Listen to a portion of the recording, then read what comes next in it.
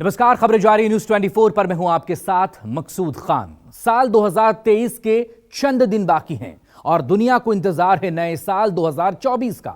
लेकिन साल 2024 हिंदुस्तान के लिए बेहद खास है क्योंकि अगले साल लोकसभा के चुनाव होने हैं और देश 5 साल बाद लोकतंत्र का यह महापर्व मनाएगा। और इसी लोकसभा की जंग को जीतने के लिए देश की तमाम पार्टियों ने अपनी अपनी तैयारियां भी शुरू कर दी हैं।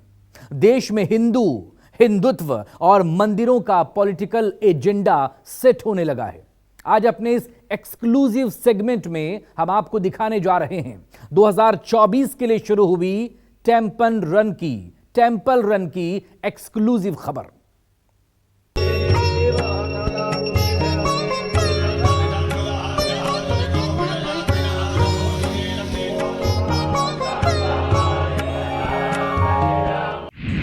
दो 2024 में है दिल्ली की बारी, मंदिर जाने की तैयारी।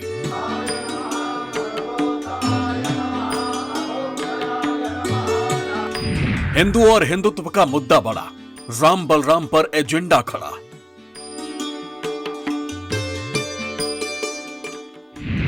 अयोध्या, काशी, पुरी या मथुरा, कौन बनेगा 2024 का सहारा?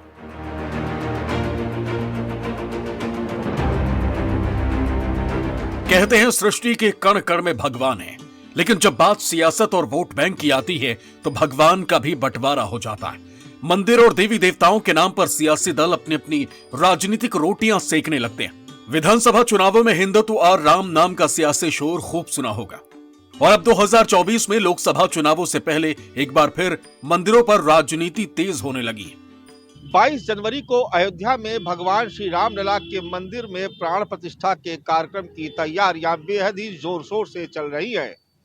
बीजेपी और योगी सरकार ने इस कार्यक्रम को बेहद ही भव्य बनाने के लिए अपने खजाने का मुंह खोल दिया है। लेकिन चुनावी बेला के बीच में उड़ीसा के सीएम नवीन पटनायक अयोध्या के इस कार्यक्रम पर हावी होने की कोशिश कर रहे हैं। उन्होंने जगन्नाथ कॉरिडोर के उद्घाटन का ऐलान करके नई राजनीतिक रेस शुरू कर दी है। अयोध्या राम मंदिर से पहले उड़ीसा और नवीन पटनायक सरकार ने पुरी में श्री मंदिर प्रोजेक्ट पूरा कर लिया। अब राम मंदिर के प्राण प्रतिष्ठा से 7 दिन पहले पुरी में भव्य कार्यक्रम का आयोजन हो रहा है। नवीन पटनायक सरकार ने श्री मंदिर प्रोजेक्ट के तहत बने मंदिर कॉरिडोर के उद्घाटन को देशव्यापी सुर्खियां बनाने की भी पूरी तैयारी की है। आपको बता दें कि 15 से 17 जनवरी के बीच जगन्नाथ मंदिर कॉरिडोर का उद्घाटन कार्यक्रम है। श्री मंदिर परिक्रमा प्रोजेक्ट को 943 करोड़ की लागत से तैयार किया गया है। इसके लिए 4 धाम समेत 1000 से अधिक मंदिरों को न्योता भेजा गया। दुनिया भर के प्रमुख हिंदू मंदिरों और नेपाल के राजा को भी निमंत्रण भेजा गया। कॉरिडोर में 7 मीटर का हरा बफर जोन और 10 मीटर का पैदल क्षेत्र है। कॉरिडोर के साथ एक बार में 6000 भक्तों के लिए खड़े होने की जगह होगी। इसके अलावा लगभग 4000 परिवारों का सामान रखने के लिए अलमारी होगी। इसके अलावा जगन्नाथ कॉरिडोर में पीने की पानी की व्यवस्था, आराम के लिए आश्रय मंडप, हाईटेक कार पार्किंग, पुलिस और फायर ब्रिगेड के साथ इमरजेंसी के लिए गाड़ियों की सुविधा भी तैयार रखी जाएगी। श्री मंदिर परिक्रमा प्रोजेक्ट के उद्घाटन के लिए देश के करीब 857 मंदिरों को आमंत्रित करने की तैयारी है, जबकि वैष्णो देवी, कामाख्या मंदिर और शिरडी साई मंदिरों सहित 180 प्रमुख भारतीय मंदिरों को भी 15 जनवरी से शुरू होने वाले 3 दिवसीय उद्घाटन समारोह के लिए आमंत्रित किया जाएगा। सरकार की तरफ से तैयार अतिथि सूची में वीआईपी, कॉरपोरेट दिग्गज और कई मशहूर हस्तियों को शामिल किया गया। 15 से 17 जनवरी तक चलने वाले उद्घाटन कार्यक्रम में मंदिर के चारों तरफ वेद पाठ किया जाएगा। पूर्वी द्वार के लिए ऋग्वेद, दक्षिणी के लिए यजुर्वेद, पश्चिमी के लिए सामवेद और उत्तरी के लिए अथर्ववेद को अंतिम रूप दिया गया है। मुख्य मंदिर और मौसीमा मंदिर को जोड़ने वाली 3 किलोमीटर लंबे मार्ग के किनारे दीवारों पर कलाकृतियां अंकित की गई, जिसमें देश की सभी प्रमुख इमारतों को दर्शाया गया है। जगन्नाथ श्री मंदिर कॉरिडोर प्रोजेक्ट के लिए भूमि अधिग्रहण नवंबर 2019 में शुरू हुआ था, जिसमें मंदिर के आसपास रहने वाले 600 से ज्यादा लोगों ने प्रोजेक्ट के लिए 15.64 एकड़ जमीन दी। मुख्यमंत्री नवीन पटनायक ने नवंबर 2021 में परियोजना की आधारशिला रखी थी। करीब 943 करोड़ की लागत से तैयार इस भव्य और विशाल परियोजना को चुनावी नजरिए से भी बेहद अहम माना जा रहा, क्योंकि अगले साल एक तरफ जहां लोकसभा के चुनाव होने हैं तो वहीं उड़ीसा में भी अगले ही साल विधानसभा चुनाव होने हैं। एक हिंदुत्व का माहौल देश में 2024 के इलेक्शन से पहले बनाया जा रहा है। उसी माहौल में उड़ीसा के मुख्यमंत्री नवीन पटनायक अगर जगन्नाथ कॉरिडोर की बात करते हैं तो वो भी कहीं ना कहीं अपने प्रदेश में हिंदुत्व की बात करते हैं और उनको मालूम है कि इस माहौल में जब तक कि हिंदुत्व की बात नहीं की जाएगी तब तक वोट मिलना मुश्किल होगा। और रही बात नीतीश कुमार की, तो नीतीश कुमार अगर इस तरह से बात करते हैं लेकिन दोषारोपण अगर बीजेपी पे करें तो लेकिन उनको भी इस बात की महसूस करते हैं कि अगर जब तक कि हिंदुत्व की बात नहीं की जाएगी तब तक बात बनेगी नहीं। 2019 का लोकसभा चुनाव जीतने के बाद ही भारतीय जनता पार्टी ने अयोध्या और राम मंदिर पर पूरी तरीके से फोकस कर लिया था। 2024 में राम मंदिर एक बड़ा मुद्दा बनने जा रहा है, इसका संकेत अमित शाह ने त्रिपुरा चुनाव से पहले ही मंदिर निर्माण की तारीख बताकर दे दिया था। मंदिर निर्माण की तारीख को बताते हुए अमित शाह ने खास तौर से राहुल गांधी को संबोधित किया था और उसी वक्त ये यकीन हो गया था कि आने वाले 2024 के लोकसभा चुनाव में अयोध्या में राम मंदिर का निर्माण एक बड़ा चुनावी मुद्दा बनने जा रहा है। भारतीय जनता पार्टी की तरफ से बीते कई लोकसभा चुनावों में राम मंदिर निर्माण को अपने घोषणा पत्र में जगह दी गई। बाबरी मस्जिद के साथ सालों से चली आ रही लड़ाई सुप्रीम कोर्ट का फैसला आते ही खत्म हो गई। सरकार ने भी बिना देरी किए इसका निर्माण कार्य शुरू कर दिया। प्रधानमंत्री नरेंद्र मोदी ने इसका शिलान्यास किया। बीजेपी के हिंदुत्व की राजनीति में राम मंदिर काफी फिट बैठती। यही वजह है कि योगी आदित्यनाथ की सरकार ने भी इसके लिए सरकार का खजाना खोल दिया। अयोध्या को नए सिरे से संवारा जा रहा है और बीजेपी ने भी राम मंदिर मुद्दे को लोकसभा चुनाव में भुनाने की तैयारी कर ली है। 22 जनवरी को रामलला मंदिर में विराजेंगे। इस प्राण प्रतिष्ठा समारोह में प्रधानमंत्री नरेंद्र मोदी शामिल होंगे। एन चुनाव से पहले होने वाले इस आयोजन के आध्यात्मिक के साथ ही खास सियासी मायने भी हैं। जानकारों का मानना है कि 2024 लोकसभा चुनाव में आरएसएस और बीजेपी राम मंदिर को संकल्प सिद्धि के बड़े प्रतीक के रूप में पेश करेंगे। खास बात यह है कि चुनावों के दौरान मंदिर निर्माण की गूंज यूपी से भी कहीं ज्यादा देश के दूसरे राज्यों में सुनाई देगी।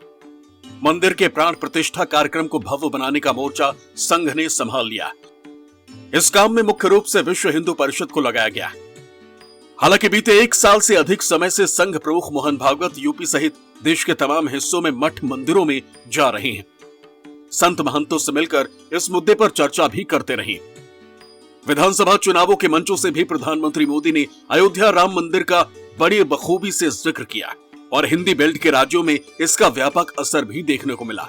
आजकल मैं जहां भी जाता हूं वहां अयोध्या में बन रहे प्रभु राम के भव्य मंदिर की चर्चा चलती है। पूरे देश में खुशी की लहर है। सौभाग्य से भरे इस पावन कालखंड में मेरे मन में एक बात बार बार आती है, राम काज किने बिनु मोहि कहां विश्राम। आज हमें सौभाग्य मिला है कि हम भगवान राम का भव्यतम मंदिर बनता देख पा रहे हैं और अयोध्या की अगली रामनवमी पर रामलला के मंदिर में गुंजा हर स्वर पूरे विश्व को हर्षित करने वाला है। चुनावों के दौर में योगी सरकार ने अयोध्या में भव्य दीपोत्सव का आयोजन करके बता दिया था कि इस बार अयोध्या से ही लोकसभा चुनाव का रास्ता तय होगा। रामलला के प्राण प्रतिष्ठा के जरिए भारतीय जनता पार्टी भी अपनी राजनीतिक ताकत का एहसास करवाना चाहती और यही वजह है कि विपक्ष भी राम नाम के इस पाश से डरा डरा सा नजर आ रहा। देखिए, ये तो ऐसी राम मंदिर की बात कर रहे हैं जैसे ये भारतीय जनता पार्टी का मंदिर हुए। राम मंदिर हमारे देश का मंदिर है, हमारे सनातन धर्म का एक बहुत बड़ा चिन्ह है। तो ये किसी पार्टी का क्या है राम मंदिर? निमंत्रण सिर्फ एक ही पार्टी को जा रहा है क्या? कौन कौन पहुंचता कौन नहीं पहुंचता उस पर मैं कोई टिप्पणी नहीं कर सकता हूं। लेकिन भगवान सिर्फ एक पार्टी तक सीमित रह गए हैं क्या? निमंत्रण देने हैं और उसमें अगर उत्साह और उल्लास सबका देखना है तो सभी को होना चाहिए, सभी को निमंत्रित करना चाहिए। अब उनको अपनी परिस्थितियों को देखते हुए क्या करना है वो निर्णय लेंगे, लेकिन आप इसको एक पार्टी का प्रोग्राम बना रहे हैं। क्या ये पार्टी का प्रोग्राम है और एक ही व्यक्ति विशेष का ही प्रोग्राम है? तो ये मेरी तो समझ में नहीं आता। भगवान तो सबके हैं ना। मोदी जी को आमंत्रण देने की जरूरत ही नहीं है ना, मोदी जी खुद ही जाएंगे। मोदी प्रधानमंत्री है, वो जाएंगे ही। इतना बड़ा इवेंट कौन छोड़ेगा भाई? राम मंदिर तो होना ही था, हो रहा है। हजारों कर सेवक उसमें शहीद हुए हैं। उस वक्त सभी हिंदुत्ववादी संगठन और पार्टियां शामिल थी। शिवसेना थी, बजरंग दल थी, विश्व हिंदू परिषद थी। रथ यात्रा भी निकाल ली थी आडवाणी साहब ने। तो ये सबका परिणाम है कि राम मंदिर बन रहा है। तो इस वक्त जो माहौल देखा जा रहा है कि विपक्ष के चाहे कोई भी बड़ा नेता हो, चाहे वो राहुल गांधी हो, प्रियंका गांधी हो, चाहे उत्तर प्रदेश के पूर्व मुख्यमंत्री श्री अखिलेश यादव हो, सभी जो है किसी न किसी तरीके से एक स्वस्थ हिंदुत्व का सहारा ले रहे हैं, मंदिरों के दर्शन कर रहे हैं, कहीं पे जनेऊ दिखाए जा रहे हैं। और उसी तरह की बात की जा रही है कि उनको इस बात का विश्वास हो गया है कि जब तक कि हिंदू के समर्थक नहीं दिखाए जाएंगे तब तक जो है बात बनेगी नहीं। राम मंदिर के नाम पर भले ही विपक्ष बीजेपी और मोदी सरकार पर अपनी खींच निकाल रही हो, लेकिन सच्चाई ये भी है कि हिंदुत्व और मंदिर के नाम पर विपक्ष भी अपनी सियासी पारी खेलने में पीछे नहीं। एक तरफ जहां अयोध्या में भव्य विशाल राम मंदिर चर्चा का विषय है, तो वहीं बिहार में माता सीता को लेकर नीतीश कुमार ने अपनी अलग तैयारी शुरू कर दी। हाल ही में नीतीश कुमार ने सीतामढ़ी में सीता के जन्मभूमि पुनरुद्धाम में जानकी मंदिर परिसर में करोड़ों रुपए के विकास कार्यों का शिलान्यास कर बीजेपी को चौंका दिया। नीतीश कुमार को शायद इस बात का एहसास हो गया है कि राम मंदिर के उद्घाटन के साथ बिहार में बीजेपी पुनरुद्धाम को लेकर उन्हें घेरने की कोशिश करती। बीजेपी के उग्र हिंदुत्व की राजनीति को ध्यान में रखते हुए उन्होंने पहले ही इस मुद्दे को हथिया लेने में ही भलाई समझी। आपको बता दें कि पुनरुद्धाम रामायण सर्किट का एक अहम हिस्सा है। बिहार सरकार मंदिर प्रांगण में स्थित सीता कुंड को विकसित कराने जा रही, साथ ही पूरे परिसर का सौंदर्यीकरण किया जाएगा। यहां आने वाले श्रद्धालुओं के लिए सुविधाओं का भी विस्तार किया जाएगा।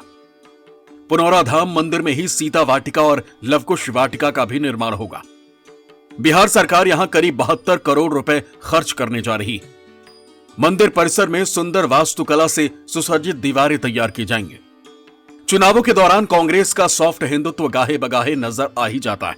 2023 के चुनावी मौसम में भी प्रियंका और राहुल की जोड़ी का यह रूप नजर आया था। कांग्रेस के सबसे कद्दावर नेता प्रियंका ने जब जून महीने में जबलपुर के पवित्र नर्मदा तट से मध्य प्रदेश विधानसभा चुनावों का बिगुल फूंका था, उससे साफ हो गया कि 2024 से पहले हिंदुत्व के अपने सियासी हथियार के धार पर रखने का कोई भी मौका वो हाथ से जाने नहीं देना चाहती। तो वहीं राहुल गांधी भी नवंबर महीने में 2024 की धुरी को साधने के लिए केदारनाथ धाम की धरती पर पहुंचे, श्रद्धालुओं से बात की और केदारनाथ धाम के विकास कार्यों का जायजा लिया। होड़ मची हुई है, चाहे बीजेपी का मामला हो चाहे विपक्ष का मामला हो, सब के सब जो है इस वक्त अपने को हिंदूवादी दिखना चाहते हैं और उसके लिए प्रयास कर रहे हैं। कहीं कोई ज़्यादा कर रहा है, कोई कम कर रहा है, कहीं सॉफ्ट हिंदुत्व का नारा दिया जा रहा है, लेकिन जा सब वही रहे हैं। सब मंदिरों में जा रहे हैं और उस बात का प्रयास भी कर रहे हैं कि टीवी पे भी दिखें, अखबारों में भी छपे और इस बात का माहौल बने। कहीं ऐसा ना हो कि हिंदुत्व का सहारा लेके बीजेपी सारे हिंदुओं के वोट ले जाए। तो इसलिए एक कवायद है विपक्ष के तमाम बड़े नेताओं में कि वो भी अपने को हिंदुओं से अलग ना दिखें और हिंदुओं का विरोध करते हुए ना दिखें। तो महाकाल लोक, काशी विश्वनाथ, केदारनाथ धाम। भारतीय जनता पार्टी और मोदी सरकार ने देश के कई बड़े और नामी तीर्थ स्थलों को कायाकल्प करके दिखाया है। जो मंदिर और भगवत धाम कभी गंदगी और अव्यवस्था के लिए जाने जाते थे, आज उनका कायाकल्प एक मिसाल बन चुका है। और मंदिरों को लेकर बीजेपी की ये कार्यशैली और रणनीति विपक्ष खेमे को भी परेशान करने लगी। यही वजह भी है कि 2024 के लिए टेंपल रन की ये रेस बेहद दिलचस्प नजर आने लगी। Bureau report, news 24।